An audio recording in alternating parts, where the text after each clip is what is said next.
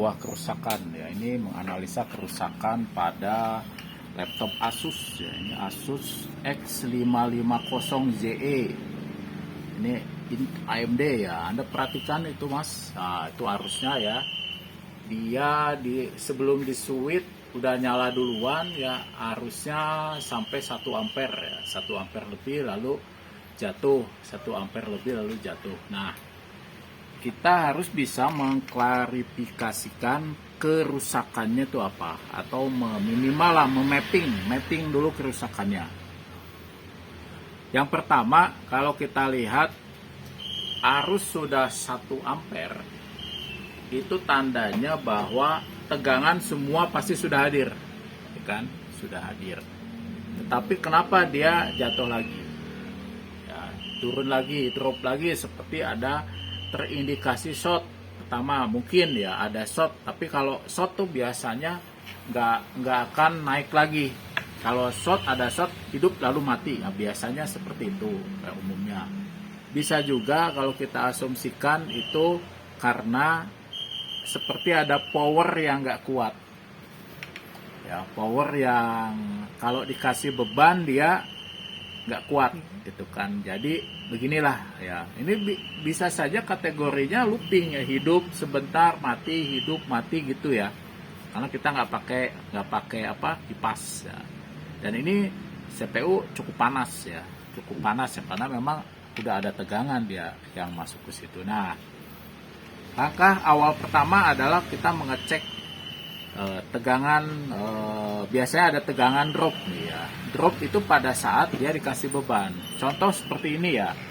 Ini blok 3 dan 5 ya, blok 3 volt dan 5 volt. Ini ya lilitan ini blok 3 dan 5 volt. Kita tahu 3 dan 5 volt ini sifatnya standby. Ayo, Bu, makasih ya. standby dia ya. Standby itu harus ada sebelum di switch dan nggak terpengaruh oleh apapun kenaikan tegangan atau arus ya. Kita cek ya ini.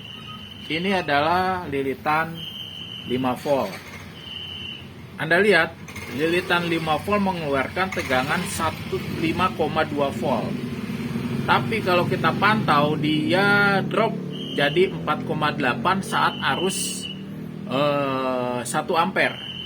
Betul kan, saat arus 1 ampere dia drop jadi 4,7 volt. Nah, itu mungkin yang menyebabkan permasalahan utama. Ya, masuk ya. Soalnya harusnya 5 volt ini nggak bergeming gitu kan. Kalau misalkan dikasih beban pun nggak bergeming dia. Nah, yang kedua adalah ini. Nah, 3 volt ya. 3 volt dia drop menjadi 1,8 ya. 2 volt, nah 1,8 ya kan. Itu masalahnya ya. Dari sini kita bisa mulai menganalisa apa penyebabnya ya. Kita tunjuk di sini, ini masih menggunakan elko. Oke, ini masih menggunakan elko. Kalau memang setelah kita ganti elko ini ya ternyata masih drop, berarti lanjut ke syarat kerja IC. Atau jangan-jangan IC-nya ya sudah tidak mampu meredam ya. Dengkulnya udah kering. Dengkulnya udah kering, udah mau melocot ya. Nanti teknik-teknik lain adalah dengan melepas beberapa beban lilitan.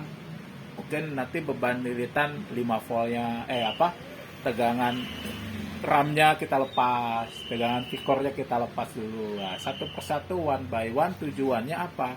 Bener nggak? Apakah dengan melepas itu ini masih drop nggak saat ada beban ya? Kan beban 5 volt, beban 3 volt itu kan nyebar kemana-mana. 5 volt buat apa, 3 volt buat apa? Itu jadi langkah step-stepnya pengecekan untuk kerusakan jenis seperti ini. Dan ini tidak ada ilmu pastinya. Berarti kita harus selalu mengukur satu persatu ya. Apa yang harus diukur ya itu tadi, tegangannya apakah drop nggak ya atau tidak. Oke, terima kasih.